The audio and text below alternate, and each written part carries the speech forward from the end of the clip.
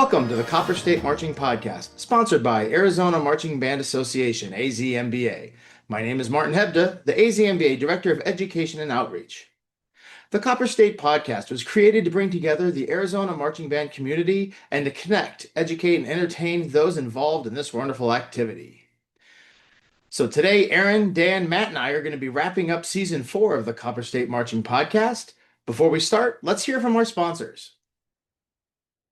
AZMBA would like to thank our sponsors: Arizona Cardinals Football Club, The Band Shop, Bravgo Media, Encore Gifts, Forte Athletics, Instrumental Music Center, MacPack, Milano's Music, Music Celebrations International, Music for All, Pieces of Flair, Scoreboard Fundraising, Show Dots, Tide Dry Cleaners, and Yamaha. Thank you for supporting AZMBA. Thank you all for coming on the call. I thought it'd be good to talk about some of our favorite moments from Season 4 and talk about maybe some of the ideas we have coming forward in Season 5. So the first thing that we did in Season 4, we did a season recap with Mesquite, Horizon, Hamilton, Campo Verde, and Mountain Ridge.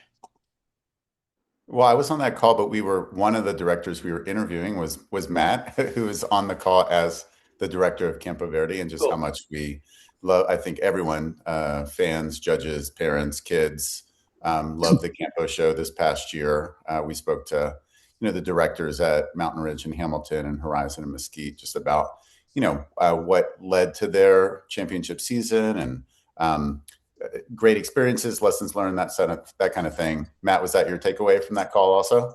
Yeah, it was great to just kind of recap and listen back to all of the different directors and like kind of the different paths that they take and in their successes, from small band to big band. It's just a focus on excellence. I felt like all the way around, and you can really tell which groups are going to be as successful as they are based on the standards that their directors set for them. So I thought that was really great. I took that there are so many different ways to be successful too, because everybody had their own unique little spin on that. Matt, when I was reflecting on your conversation with us, students taking ownership in their performance role. We talked about how they emote it to the audience, and you talked about how you do a lot of training in that. And then at the end, you were talking about filling people's cups. And I thought that was a thing that I got a lot of feedback.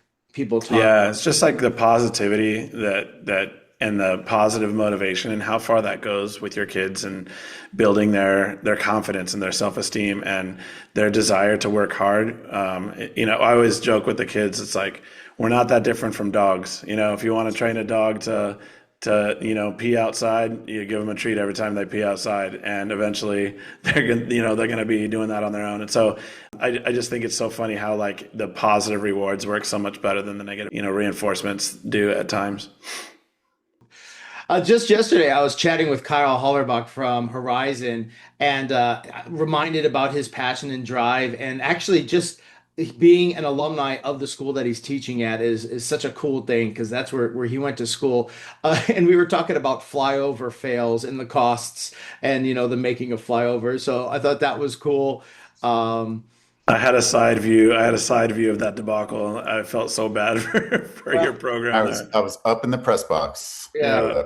We talked about that. I think he's okay if he doesn't do flyovers again. I think people do flyovers maybe once every 10 years, and they go like, I think I've had enough. So after we focused on our championship series, we went to the director's cut, and we were kind of talking about the leading of the design process, and we had Jeff Marchant and Richard Salcedo on that call. Who was in that call with me on that? Yeah, I was in with you on that as well. And yeah, just a great perspective to have one of the leading designers, in the country with Richard Salcedo, and of course his role with Bands of America, being a lead judge, and just how he goes through and programs out each of his bands, starting really early. So when we did that call, I think in early March or late February, everyone was done with their openers or wanted to be done with their openers, and then kind of moving through there in the custom process. And then with Jeff, my biggest takeaway was he used the term pigs in a positive way. So who are your pigs? Like, who are your lead soloists that you want to feature? And That thing was great feedback for all the bands of, all right, whatever show you're doing, let's say the show you're doing has this awesome flute solo, but you don't have an awesome flute soloist, then have your awesomeness kid do it. So you're really featuring your very best on the solo mic. Yeah, I had the pig list on mine here as well. And with Jeff and I are really close, and so I know a lot about him, but even in that call, I get a greater respect for how he conducts himself. Everything that he does is just the ultimate professionalism and in every aspect of his job. So I really took that away. And then with Richard Saucedo, I was kind of a little starstruck. I mean, I've met him a few times, I was even in my office when he was when we were hosting Academy and he was there. But just having that conversation I thought was great. And for me personally, a little bit of validation on how I go about the design process and even through some arranging things. So I thought that was a pretty cool moment there. Then we moved on. We did a double series with Ryan Springler and Dan. There, you were in on that one. Oh yeah, absolutely. Yeah, that was pretty fun because he's one of my best friends in the world. And so we can just talk, talk, talk, talk, talk. And I think that's part of why it justified a double series. But it was really cool to talk about the creative process, how to create a marching band show, and to do so from both a more abstract, philosophical, artistic lens, as well as a more pragmatic, I think, more achievable, accessible, tool-driven conversation. So from that latter conversation, just talking about the idea of a count sheet and how revolutionary that can be in having a more efficient creative process where you have your spreadsheet of columns for each of your captions in the ensemble, as well as your effect plan and your audio. Just being able to note and being able to collaborate with your staff, all the different ideas that have to happen at a different point in the show. And then you can see how every part of the ensemble at any given moment, all of those contribute to the composition of a vertical moment. So I think that's just really useful and some really great information there on how to get started with your own. Yeah, and I had a lot of fun with those conversations too. I think there was more laughter sometimes. I had a lot of footage to go through on that. Some of the things I get reminded how Ryan is like an encyclopedia of music, and he has this memory that's just always impressive to me. One of the things that and we were just talking this week, we're coming up on 20 years that he's been involved with the CG show and design process. So that's kind of monumental. That's pretty cool. I asked him if he felt old yet, and he said he didn't. So that's pretty cool. I definitely do. And we had conversations about just the process of working together with staff and seeing and he recognizes it too, just kind of how he evolves or has evolved over the years with his process. Yeah. And I think just to add on to that part, actually, the creative process in general, I thought that was one of my biggest takeaways from that conversation was just at the end of the day, there's no perfect formula for creating a show or for creating anything really. And I think it just starts with what actually interests and excites you. What makes most sense to you? What is one thing that you want to improve on this season? And so the trusting that over time you'll get better at the creative process, but it's got to start with you. It's got to start with some inspiration and something that's inherently exciting, and not starting from the place of, well, what do the judges want to see? No, what do you want to see? Because if it's convincing, that if your kids are convincing on the field, everyone else is going to want to see it too. So yeah. Yeah, I agree. And then we went into some conversations with some Arizona college directors. And Matt, I think you're on with that one. We had Shootman, Stephen Meyer, and Hud. So any things that you took away from that? Well, first of all, I would say just looking at our season list, that was probably the highlight of the season for me, was just getting a chance to sit down and talk with like three incredible university band directors and like hearing their background stories of where they came from. And man, the laundry list of things that Jim Hudson has achieved in his career is just pretty incredible. And like hearing him go all the way back to the concerts that he would go listen to as a kid, and when he was in high school, and the connections that he made in central USA. And so but then just going into like Shoop, that was fun because the three of us are U of A grads, and so we got a chance to just kind of like talk a little bit about the history of U of A, and we were all there kind of near the same time, which was kind of fun. So that was great. And then Steven is just he's doing incredible things up at NAU. I'm so thankful that he's in our state and leading kind of the charge when it comes to, the educational side of things and writing books and just making sure that everybody's on the, pushing forward. So it was so fun for me. Like you said, you were a little bit like, starstruck a little bit. That was kind of the same for me. Just sitting with those guys and chatting with them. So. We're really fortunate in our state. Part that I remember from Steve Enmeyer, and that was the question. I said, "How do you get your students to focus on technique when you don't see them, often?" And that's when he came back with a lot of guilt and sass. And actually, that was where we started doing like the preview episodes because he actually brought that up. He's like, "Hey, so it was his idea to do the previews the day before." Because that was such an awesome quote that he had, and just learning, his experiences in Indiana and all the different schools that he taught and traveled to Midwest with multiple groups. I thought, Yeah, yeah, for sure. And I loved hearing about NAU going to the Macy's parade and how he was able to be just right there in the very beginning of the parade and running down the street trying to catch some TV time. So it was pretty cool. but yeah, Hudson with the how he got a beer named after him in Tempe. I thought that was pretty cool. And then I think he said that the was either Dillingham or Rossini gave him a Big 12 championship ring. Yeah, Dillingham, like after they won the Big 12, they called him into his office and said, "Hey, we have a ring for you." And he literally said that has reignited his fire at ASU, which is really cool. Because I was kind of like, "Hey, man, like, when are you going to be done there? You've been there forever." And he's like, "Not for a while now." So Yeah, that was kind yeah. of cool. And then of course with Shoop, I mean, I was in the band when Shoop was in the band, so that goes, way far back, and just how his message of staying involved with music, even after high school, whether it's in the marching band or another band, and him talking a little bit about the tournament excitements, that they Yeah. have. Then we moved on and we had our show schedule reveal, and not a ton on that, but I just like the energy of the episode, and it kind of got me excited for the upcoming season, even though it was, months ahead of time. Yeah, it's going to be a great season. Lots of incredible bands coming out. At this point, I mean, we can give an update. We're at the highest number of bands we've ever had, 416 registrations from 104 different bands participating in the circuit this year. So, yeah, there's definitely a lot of positive momentum there, and we're really excited for the upcoming year. Some great growth, great growth. Student leadership was next, and we had Humbert, Lang, and Spicer in, and that was Aaron and I. And I actually really got a lot out of those three, and we kind of had them separated a little bit when we were throwing the episodes out. Aaron, what resonated with you?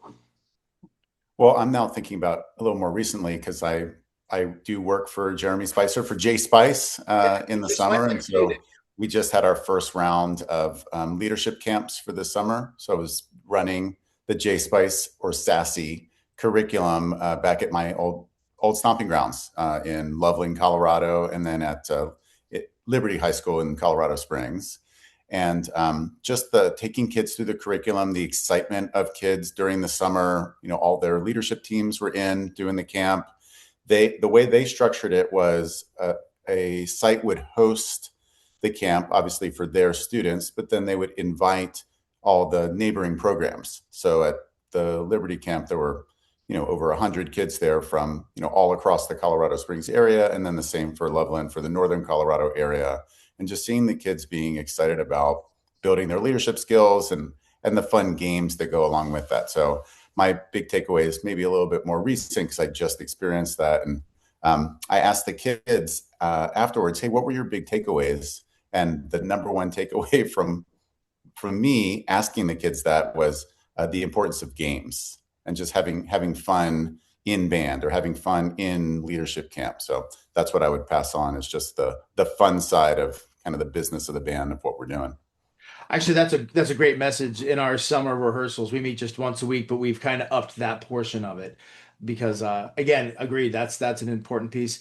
When we were talking with Jeremy, the book study list that he had just rattled a bunch off, and we put that in the show notes. I would check into those. I actually several of them I didn't have, and I just kind of bought them for future reading of mine. I think directors of any age can just read another book, get new ideas, and share it. I think the one that I just read was from 1993, and I still think it hit home. So I thought that was good.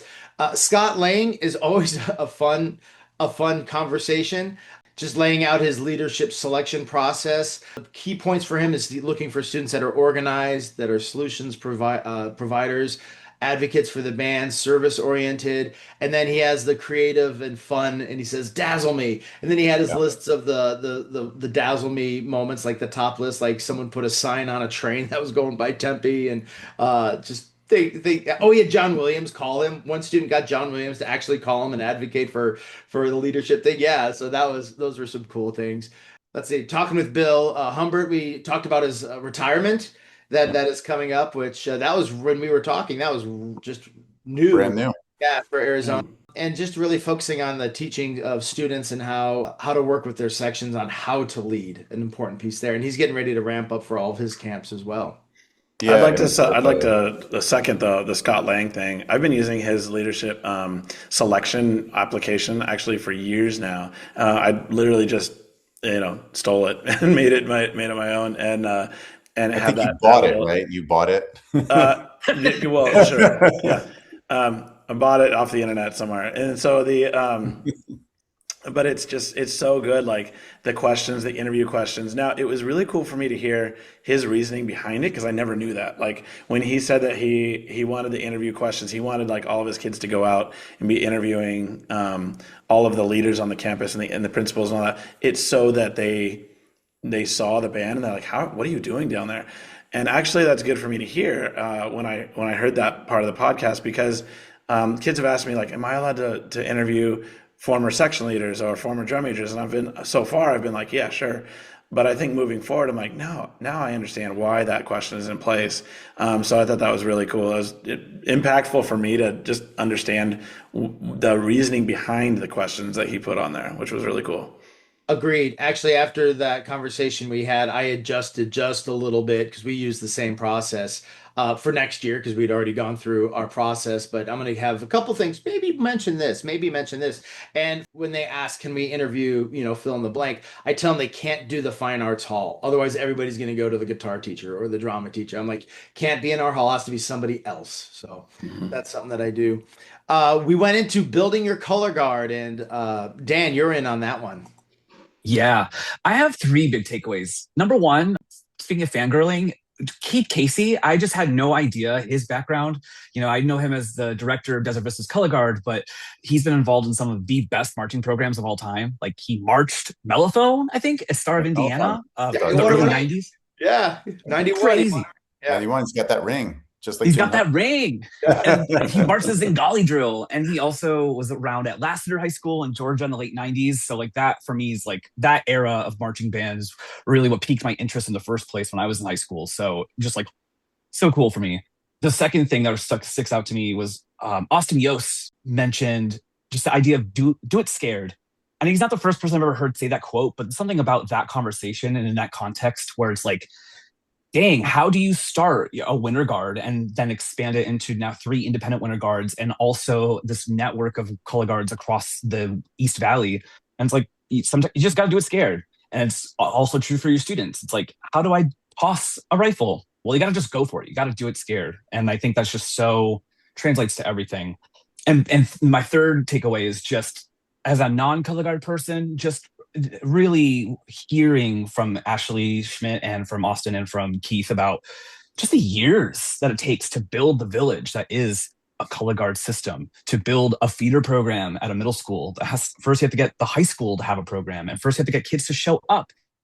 And so how much in-person communication and relationships has to happen, how much advocating has to happen, convincing your own students that they should go convince their friend to show up. Like it's just mind-blowing just how much work goes in.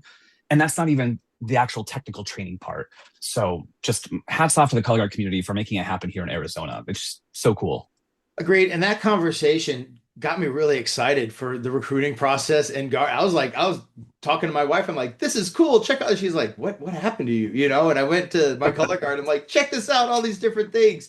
And I've known Keith, and I knew that background with him for all of his marching experience. I actually felt like I got to know Austin quite a bit throughout that. And you're right, he's got so many different programs and just blown up in so many different ways. So I enjoyed that.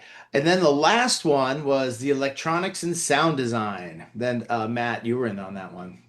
Yeah, I thought this was a really great topic for all the band directors and students, to be honest, in our state, because electronics is becoming such a big part of the activity, and it's I think it's one of those things where you have to find a really good balance of over miking things or over producing things, and making sure that you have a good sonic wind band sound and not something that's just like everything's going through the mic, but also like how you can balance your front ensemble and how you can get through some of those problems that happen when you have the spinning wheel when your MacBook's not working at a competition. And so there's just so much that goes into the sound, the production side of what we do now, that I thought that was really beneficial.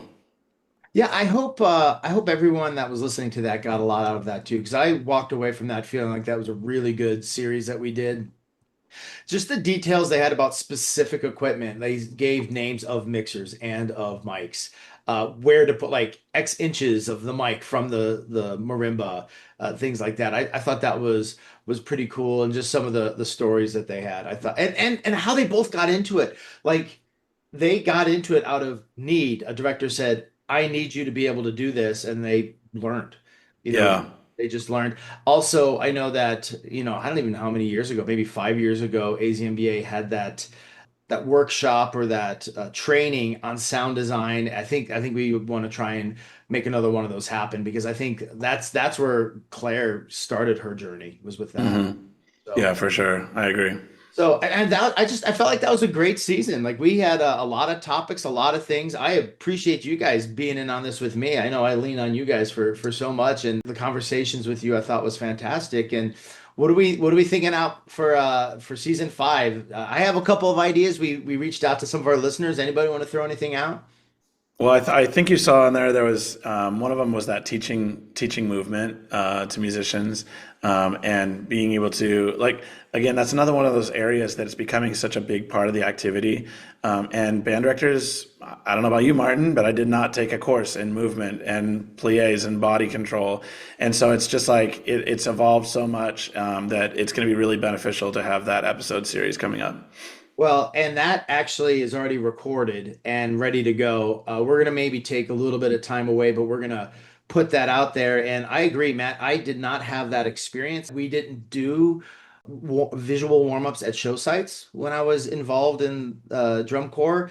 We did across the floors when it was raining outside and we all had to be in the gym. Like that's, so how it's grown. And you are 100% correct. I am not the dancing leader in all of that. And I am fortunate that I've always had someone that could lead that within my programs, but not everybody does. So Yeah. I thought that was good. We have that one coming up. We have one that Aaron and I are going to be working on, just kind of budgeting for the small band, getting, you don't have a large budget. How do we get a successful show? That's one that we're working on. A couple other things I thought might be cool. Maybe talk about some band camp schedules so people can get some different ideas of how they work some of those things. Conversation, and this will be a little bit later, conversations with the ASU battery staff, because I know that Roberto and John are really active with having clinics and bringing in some really incredible RCC and Blue Devil guys in to work with them with Yeah. and high school students from all around. I mean, like hundreds of kids. I think I had 6 or 8 of my students go, and they just said it was packed with so many people. Let me Yeah, see. another one we have that we just booked the other day, Martin, I'm Yeah. really excited about, is Luke Gall is going to be coming on from UDB. He's one of the co-founders of UDB, and they've been a strong supporter of AZMBA. And we had a great conversation recently about what they can do further to help us and support us, and then also what we can do to support them. And with their new product series that is coming out, that's just going to be revolutionized, like the band scene. I think that's going to be really cool to have him on. So I'm excited about that. I agree, and I hope we can get that recorded soon and maybe have that be the first one out. So as directors are deciding, is this something I want to do with my program, they can kind of listen and make that decision. Hmm. You had made a post of, hey, what are some things that our listeners would like to listen to? We have talk about 1A. So we are, as Aaron and I are working on a little bit of that series, we think that might be helpful. We had someone wanted to say, let's talk about the best marching bands. But we do the championship series, so we do that at the end of the season, and Yeah, I think also we could like expand on that into like some of the growth. We were kind of talking about this before, Martin. Like, not necessarily like the best, but the band ads are actually really big on this. And they talked about this in one of their podcasts about recognizing growth and recognizing those schools that don't have all the resources, but man, they're killing it. So instead of making it so much the best marching bands, we can also just look at like some of the excellence that we're seeing around the state, regardless of size and where they come from and what their demographic is. we got a comment about anything audio related, and we had just this week, did our second part to that, but maybe we do a third part. That might be a thing that we could do. Someone said more Bill Humbert, which I thought was great. I thought that was good. And then someone brought up Jeff Cuomo, which I was thinking when we do a little bit later, I wanted to do an I&E session, where we could talk about the benefits and some of the good things that come with I&E. I think Jeff would be the natural person to bring in to talk about that because he's very involved. And then we had someone that mentioned bringing in Freddie Ochoa. Yeah. Another couple few that I might throw in there, something about judging, maybe, hey, is judging for me? Is this something I'd like to get into the ring, and do some of that? I think that might be good because there's probably a lot of questions and maybe people have more fear where they would be really good at it. And then I have an idea, maybe demystifying judges, what do the sheets really mean and how should you approach critique and, in some of those pieces. So that one may go a little bit later. So there's a lot of content I think that we can do. Let's see. All good suggestions. Thanks for everybody for responding to our post and sending us that. And also just a reminder, if you ever have any ideas about things, please feel free to email us at podcast@azmba.org and send us your ideas. We'd love to hear from you. So I think the podcast is strong and we're doing some good things. yeah, it's been really cool watching the analytics grow with our podcast. So we have listeners now in I think 4 continents across the world. So Whoa. that's pretty cool. You need to log in. You see the little dots all over the map. So yeah, just keep spreading the word. And we appreciate your support and on the listening. And season 5 is going to be awesome. I like it. I like it. Matt, before we close out, do you want to talk about Elevate at all? Oh yeah. Well, first of all, Elevate August 22nd is an incredible workshop that we're putting together for band directors, your staff. Like, please bring all of your staff. It doesn't have to be just the band director. Bring your staff. There's going to be so much, and I just got to say, like, having your staff all on the same page and listening to the same thing is crucial to the success of your program. So, yeah, invite your staff. Make sure you don't have a Saturday rehearsal that Saturday, and come out to Campo Verde. The schedule will be, forthcoming, but it's going to be a pretty much an all-day event. We do have an amazing headliner. I'm going to let Aaron speak to the headliners that's coming in, and then I'll tell you a little bit more about the back end after Aaron talks about these guys. Yeah, so really, really exciting that we have both Matt and Susie Harloff, who both recently retired. So a number of folks in the band community, Mr. Humbert and these friends are now of retirement age and they're retiring. So Matt Harloff, longtime band director at Avon High School, multiple Midwest clinic performances, multiple Bands of America Grand National Champions performances, including the last few years, and his wife Susie is an incredible choreographer. She taught in the schools there, but her marching band world is in choreography. So the band choreo that we were talking about earlier, that everyone is doing now, but then also in color guard choreography and in building up those feeder color guards that would build into, let's say, your high school program. So very, very excited about having them out. They've got a lot of great ideas, and right now they're both on the road. They're with the Carolina Crown prepping for their next season. So they're doing their move-ins, and we're just really excited that that they desire to come here, that they're going to be bringing their expertise to the staff and directors and everyone here in Arizona. are working to develop a session that is going to be really specifically tailored to the Arizona scene. So we've shared with them videos of, a spectrum of our bands, from our small groups, medium-sized group, large groups, small budget, medium budget, large budget groups. And so they have a real interesting take on how to prepare kids for success at every level. Yeah. And wasn't it just a few years ago? Didn't they win like the trifecta or the triple crown and WGI? Avon, it was the same year. What year was that? 2023? Very recently, I think 2 years ago. It was either 2 or 3 years ago where, their world-class percussion won WGI Percussion World.